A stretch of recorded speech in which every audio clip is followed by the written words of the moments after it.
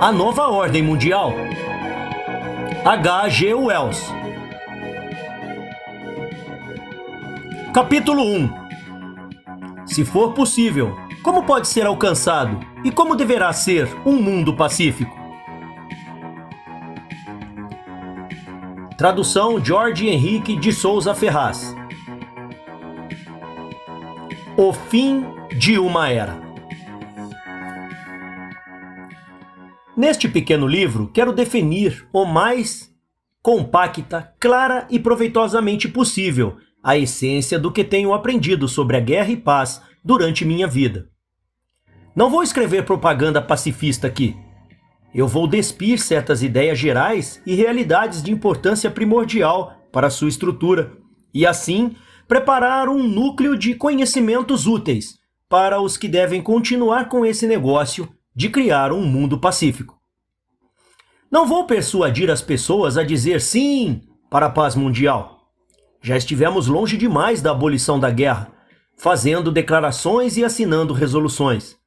Todo mundo quer paz ou finge que quer a paz, e não há necessidade de adicionar sempre mais uma sentença a todo esse volume de coisas tão ineficazes. Estou apenas tentando dizer o que devemos fazer e o preço que temos que pagar pela paz mundial, se realmente pretendemos alcançá-la. Até a Grande Guerra, a Primeira Guerra Mundial, eu não me incomodei muito com guerra e paz. Desde então, eu tenho quase me especializado neste problema.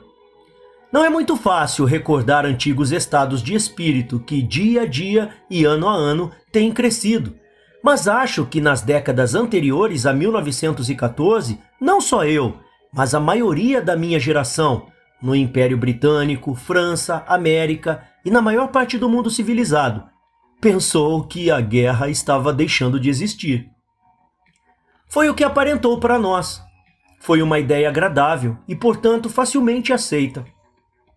Imaginamos que a Guerra Franco-Germânica de 1870 a 71 e a Guerra Russo-Turca de 1877 a 78 foram os últimos conflitos entre grandes potências e que agora havia um equilíbrio de poder suficientemente estável para tornar uma grande guerra impraticável. Uma tríplice aliança enfrentou uma aliança dupla e nenhuma teve motivo para atacar a outra. Acreditamos que a guerra estava encolhendo para menos assuntos expedicionários, na periferia de nossa civilização, só para questões de polícia de fronteira. Ao que parecia, os hábitos de relações tolerantes foram sendo reforçados a cada ano em que a paz das potências permaneceu intacta. Estava acontecendo uma leve corrida armamentística. Leve para os nossos padrões atuais de equipamento. A indústria de armamento estava num empreendedorismo rápido, porém nós não vimos a implicação total disso. Preferimos acreditar que o aumento geral do bom senso seria forte o suficiente para evitar que esta atual proliferação de armas fosse colocada em uso prático. E nós sorrimos satisfeitos aos uniformes, desfiles e manobras das Forças Armadas. Eram os brinquedos de reis e imperadores. Eles faziam parte do lado exibicionista da vida, contudo, nunca se transformariam em matança e em destruição real.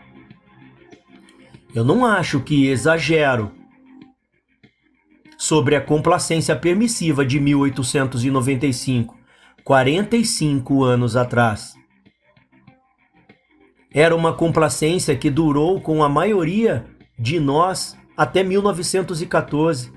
Em 1914, quase ninguém abaixo de 50 anos na Europa ou na América tinha visto nenhuma guerra em seu próprio país. O mundo antes de 1900 parecia se dirigir firmemente a uma unificação silenciosa, mas efetiva. Alguém poderia viajar sem passaporte pela maior parte da Europa. A União Postal entregava cartas sem censura e com segurança do Chile para a China. Dinheiro, baseado essencialmente em ouro, oscilava apenas muito levemente, e o imenso Império Britânico ainda mantinha uma tradição de livre comércio igualdade de tratamento e abertura para todas as pessoas vinda das redondezas do planeta. Nos Estados Unidos, você poderia andar por dias e nunca ver um uniforme militar. Em comparação com hoje, a Terra vivia, de qualquer modo, uma época de segurança, livre trânsito e bom humor, principalmente para os norte-americanos e os europeus.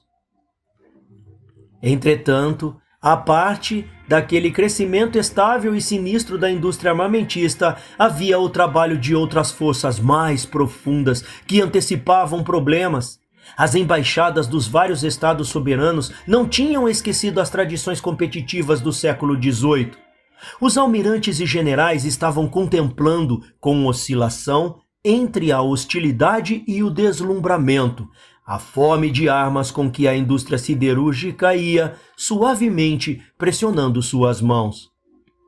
A Alemanha não compartilhou a autocomplacência do mundo de língua inglesa.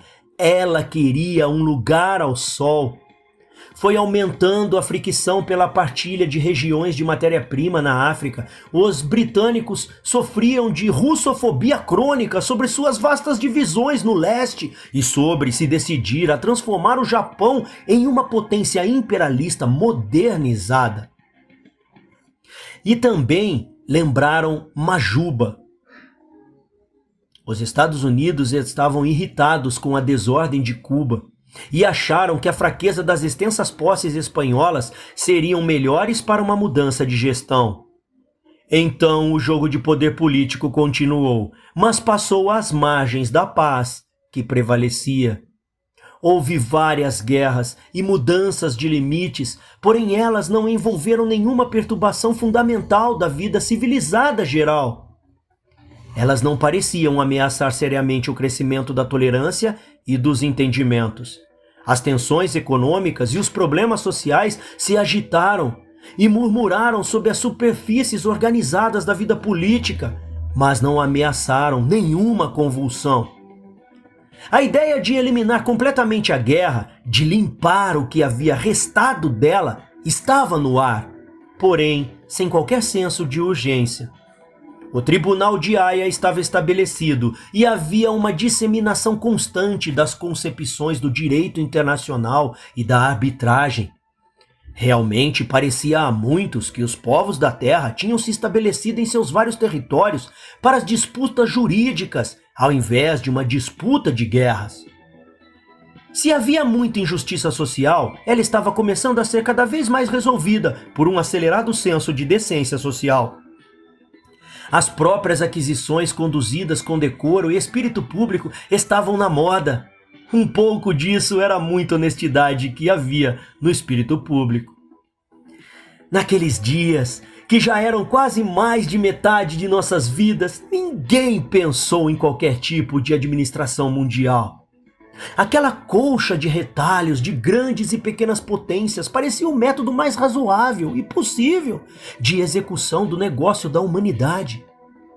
As comunicações eram muito difíceis para um controle centralizado do mundo. A Volta ao Mundo em 80 Dias, quando foi publicada há 70 anos atrás, parecia uma fantasia extravagante. Era um mundo sem telefone ou rádio, sem nada mais veloz do que um trem na estrada de ferro, ou mais destrutivo do que a bomba H. E Shell. High Explosive Shell. Eram maravilhas. Era muito mais conveniente administrar o equilíbrio do poder no mundo em áreas nacionais separadas, e já que havia tais limitações para que os povos tivessem acesso uns aos outros ou para causar prejuízos, então não parecia haver nada de errado no patriotismo ardente e na completa independência dos estados soberanos separados. A vida econômica em grande parte foi dirigida por empresas privadas irresponsáveis em suas finanças, que por causa de sua propriedade privada foram capazes de espalhar as suas transações unificadoras em uma rede que prestava pouca atenção a fronteiras e sentimentalismo nacional, racial ou religioso. Os negócios eram muito mais uma oportunidade mundial do que as organizações políticas. Havia muitas pessoas, especialmente na América, que imaginavam que os negócios poderiam finalmente unificar o mundo e afundar os governos em subordinação à sua rede.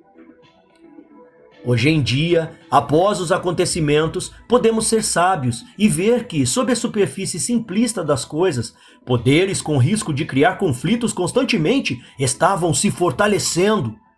Mas essas forças disruptivas desempenhavam um papel relativamente pequeno no cenário mundial, de meio século atrás, quando as ideias daquela velha geração, que ainda domina a nossa vida política e a educação política dos seus sucessores, foram formadas.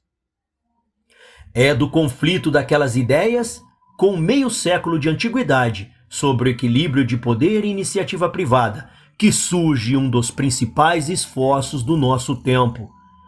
Essas ideias funcionaram razoavelmente bem em sua época e é ainda, com extrema relutância, que nossos governantes, professores e políticos se posicionam diante da necessidade de uma profunda adaptação mental de seus pontos de vista, métodos e interpretações para a cessação das forças disruptivas que antes pareciam tão insignificantes, mas que agora estão quebrando sua velha ordem completamente. Foi por causa dessa crença numa crescente boa vontade entre as nações, por causa da satisfação geral com as coisas como elas estavam, que as declarações de guerras alemãs em 1914 despertaram uma tempestade de indignação em todos os países que permaneciam confortáveis. Considerou-se que o Kaiser alemão tinha quebrado a tranquilidade do clube do mundo, desenfreadamente e desnecessariamente. A guerra foi travada contra os Hohenzollerns. Eles deveriam ser expulsos do clube, algumas multas pagas e tudo estaria bem. Essa era a ideia britânica de 1914. Esse negócio ultrapassado de guerra, então, estava substituído de uma vez por todas pela garantia de respeito mútuo pelos mais respeitáveis membros do clube por meio de uma Liga das Nações. Não havia nenhuma apreensão de natureza mais profunda na operação daquela grande convulsão por parte dos dignos anciões estadistas que construíram a paz. E então se esperava sempre resolver as coisas no Palácio de Versalhes, com seus tratados.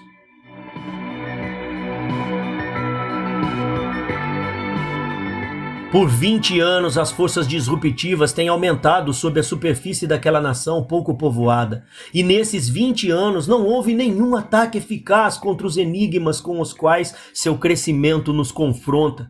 Por tudo isso, o período da Liga das Nações tem sido o ópio do pensamento liberal no mundo.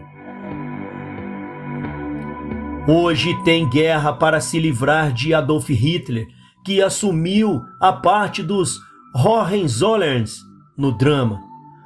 Ele também ofendeu as regras do clube e está para ser expulso. A guerra de Hitler-Chamberlain, Alemanha contra Reino Unido, está sendo travada até agora pelo Império Britânico, com mentalidade bastante ultrapassada. Não aprendeu nada e nada esqueceu. Há a mesma determinação de desprezo para um problema mais elementar. As mentes da nossa confortável e influente classe dominante ainda se recusam a aceitar a simples insinuação de que seu tempo acabou, que o equilíbrio de seu poder e seus métodos de negócio descontrolados não podem continuar, e que Hitler, assim como os Hohenzollerns, é o ataque de uma pequena ferida diante de um mundo profundamente doente. Livrar-se dele e de seus nazistas não será mais uma cura para os problemas do mundo, assim como raspar feridas não cura sarampo. A doença se manifestará em uma nova erupção. É o sistema de individualismo nacionalista e de empresas não coordenadas que é a doença do mundo. E é todo o sistema que tem que ir embora. Tem que ser recondicionado nas suas fundações.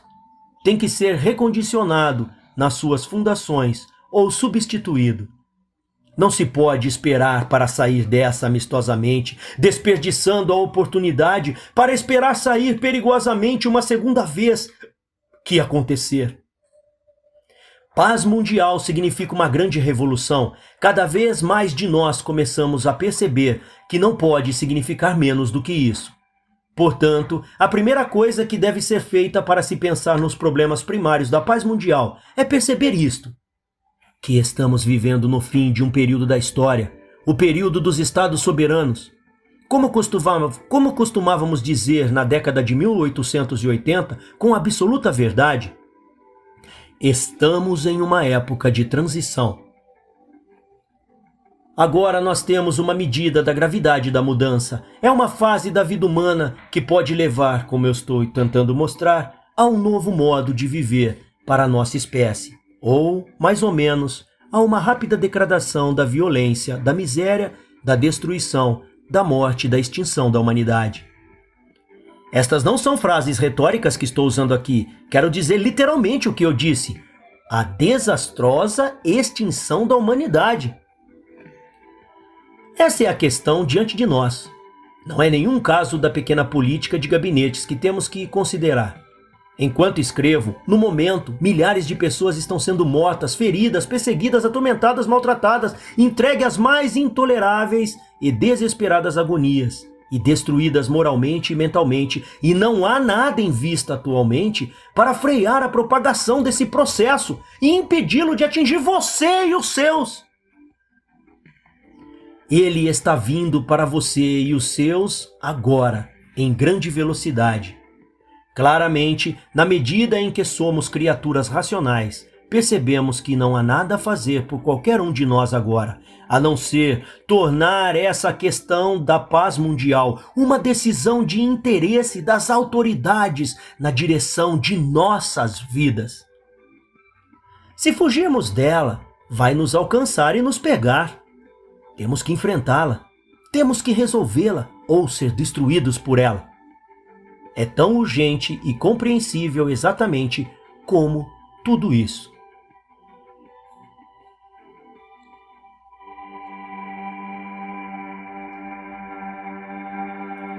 Capítulo 2. Conferência aberta.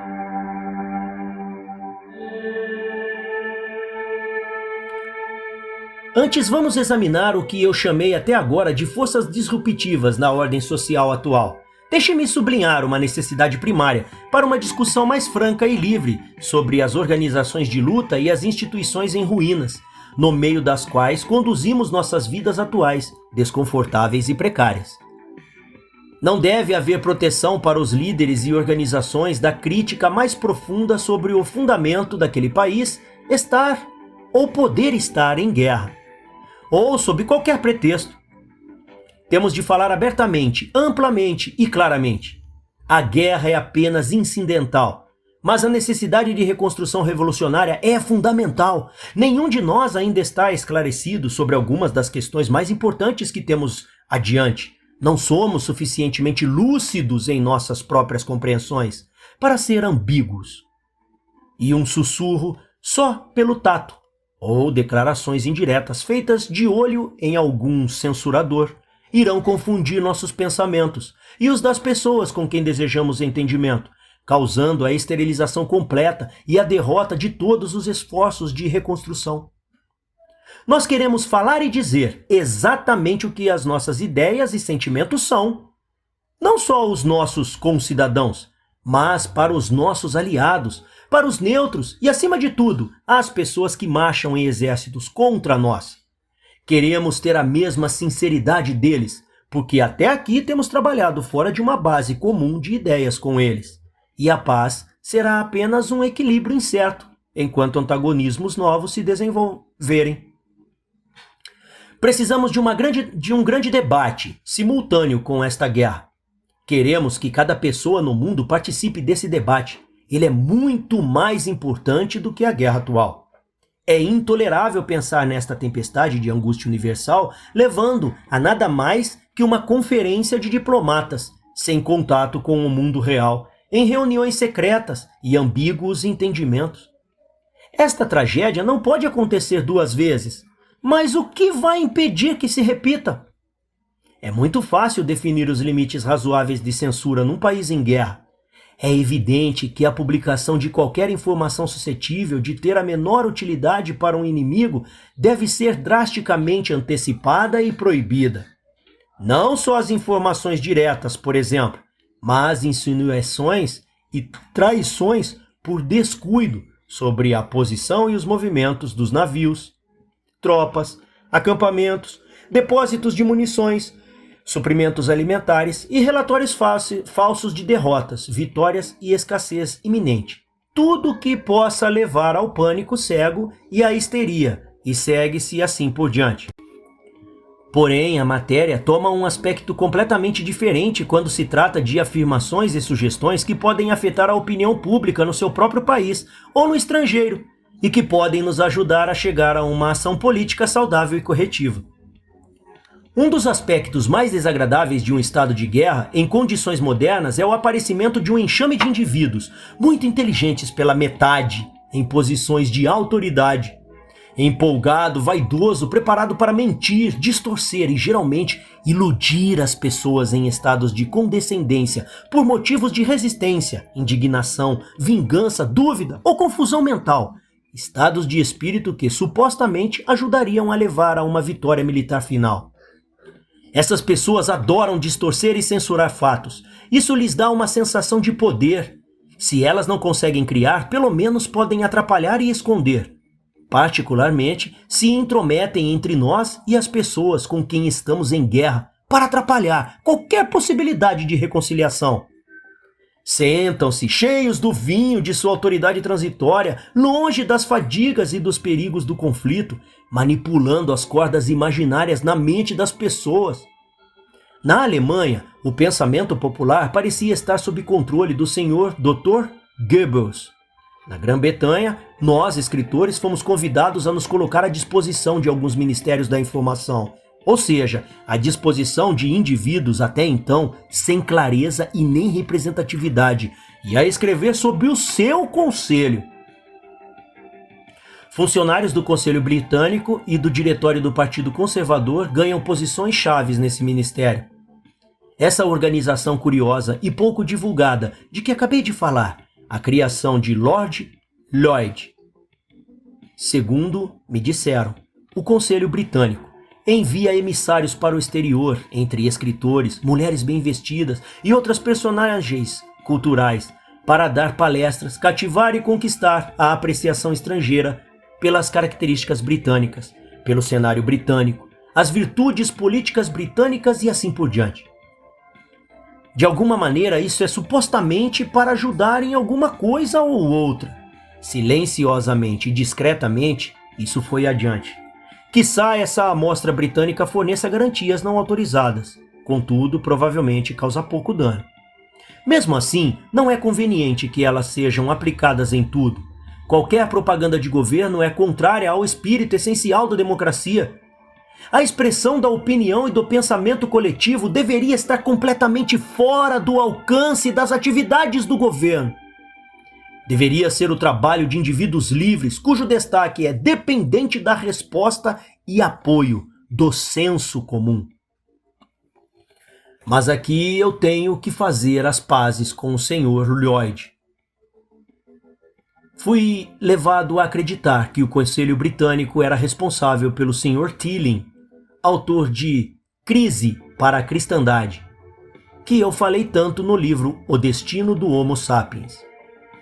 Eu agora retiro o que disse. O Sr. Tilling, presumo, foi enviado em suas viagens por um jornal católico. O Conselho Britânico era inteiramente inocente dele. Os ministérios da informação e da propaganda fazem o seu melhor para desviar os dons limitados e as energias dos tais escritores, palestrantes e locutores que nós possuímos e canalizá-las para a produção de estrume hipócrita que vai bagunçar a mente do público e enganar o estrangeiro curioso.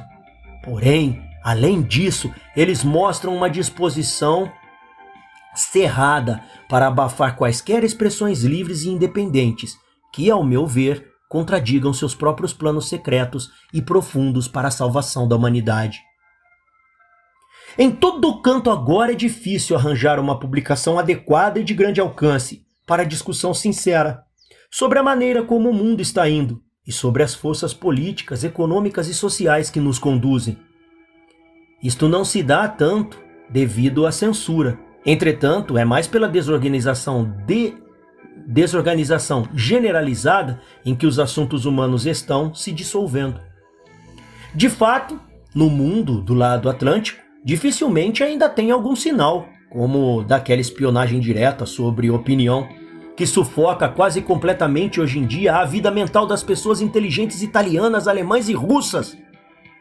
Alguém ainda pode pensar o que gosta, dizer o que gosta e escrever o que gosta, mas mesmo assim, já existe uma dificuldade crescente em obter opiniões atrevidas e heterodoxas, ouvidas e lidas.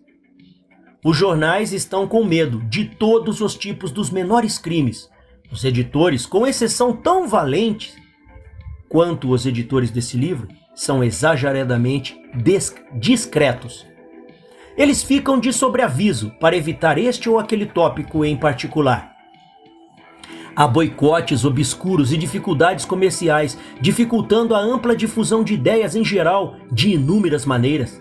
Eu não traduzo que haja algum tipo de conspiração organizada para suprimir a discussão, mas digo que a imprensa, as organizações editoriais e de venda de livros em nossos países livres proporcionam uma grande maquinaria muito mal organizada e inadequada para a ventilação e a distribuição do pensamento.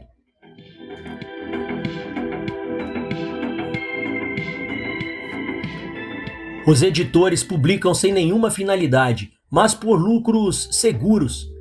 Espantaria um livreto dizer a ele que ele fazia parte da Organização Educacional do Mundo, ou a um representante comercial de uma editora que ele existia para um outro propósito, além de tirar pedidos ao máximo para os livros mais vendidos, best-sellers, e para ganhar uma comissão recorde, deixando ir embora a outra coisa, a coisa intelectual e tudo aquilo.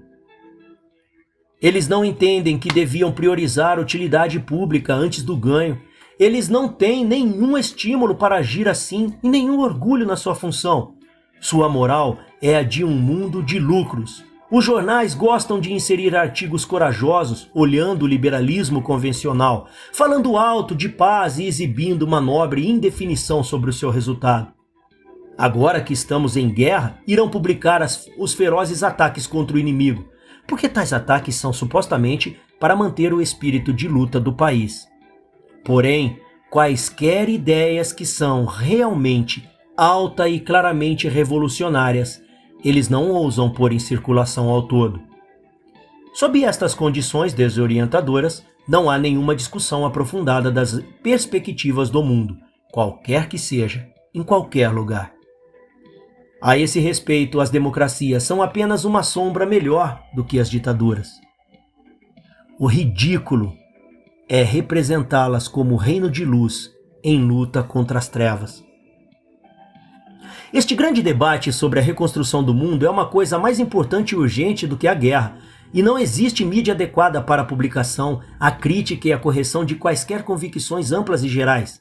Há uma certa precipitação infrutífera e improdutiva de ideias construtivas, mas tem pouco senso de questionamento sustentado, pouco intercâmbios reais, progresso insuficiente, nada é descartado, nada é resolvido e nada é aproveitado permanentemente. Ninguém parece ouvir o que outra pessoa está dizendo. Isso acontece porque não tem senso de espectador para esses ideólogos. Não há público efetivo dizendo rudemente e obstinadamente: o que A tem dito parece importante. B e C, em vez de bombardear no vazio, nos dirão com exatidão onde e por que eles discordam de A. E agora nós chegamos à verdade comum de A, B, C e D. Aqui está F dizendo alguma coisa. Ele será tão bom que se possa correlacionar com o que ele tem a dizer com A, B, C, D, etc. Contudo, não há tal fundo de retorno em evidência de modo inteligente por parte de um observador crítico dentre o público mundial. Há algumas pessoas aqui e ali, lendo e pensando, em fragmentos desconectados. Este é todo o pensamento que nosso mundo está produzindo diante do desastre planetário. Que as universidades os abençoem, ou estão em um uniforme ou em silêncio.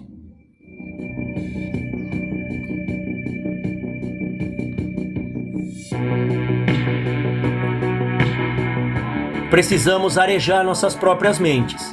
Precisamos de intercâmbio sincero se quisermos alcançar quaisquer entendimentos em comum.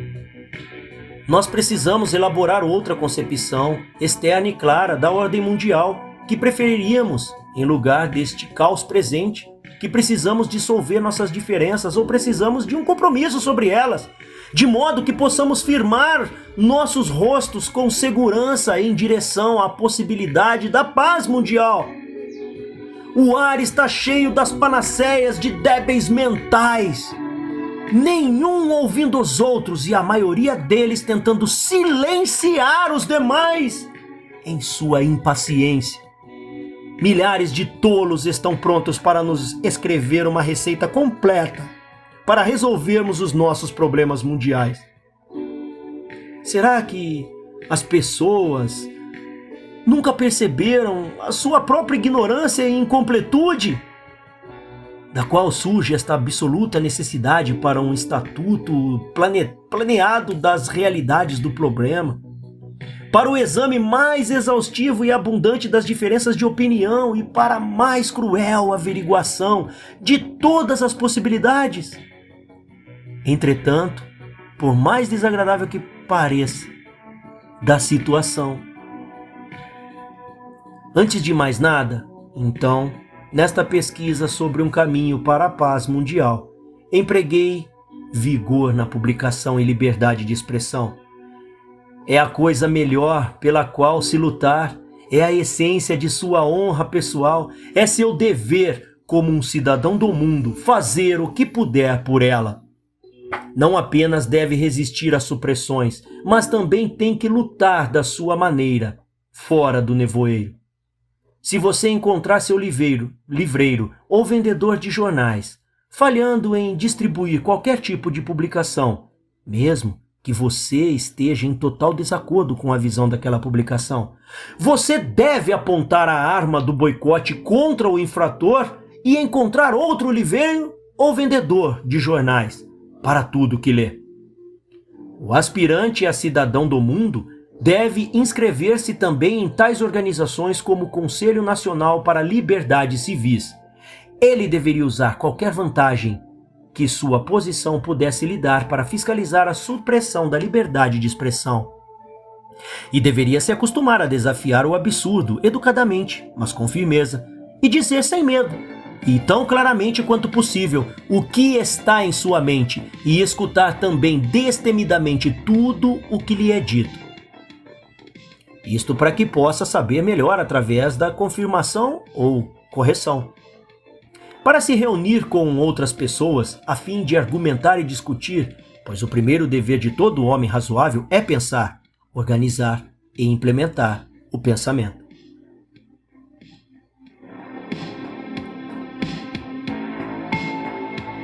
Este mundo está caindo da gente, está caindo aos pedaços. Ele tem que ser reconstruído e só pode ser efetivamente reconstruído na luz. Só a mente livre, clara e aberta pode nos salvar, e essas dificuldades e obstruções em nossas linhas de pensamento são tão ruins quanto crianças botando obstáculos numa linha de trem ou espalhando pregos numa rodovia de alta velocidade. Este grande debate mundial deve continuar e tem que ser agora.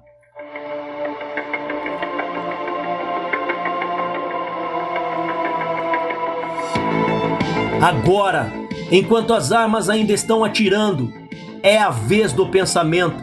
É incrivelmente tolo falar como tantas pessoas fazem, de terminar a guerra e então ter uma conferência mundial para inaugurar uma nova era. Tão logo a luta cesse, a conferência do mundo real, a discussão ao vivo vai parar também. Os diplomatas e os políticos se reunirão com um ar de profunda competência e fecharão as portas do mundo exterior e retornarão. Versalhes. Enquanto o mundo silenciado boceja e espera sobre seus mistérios.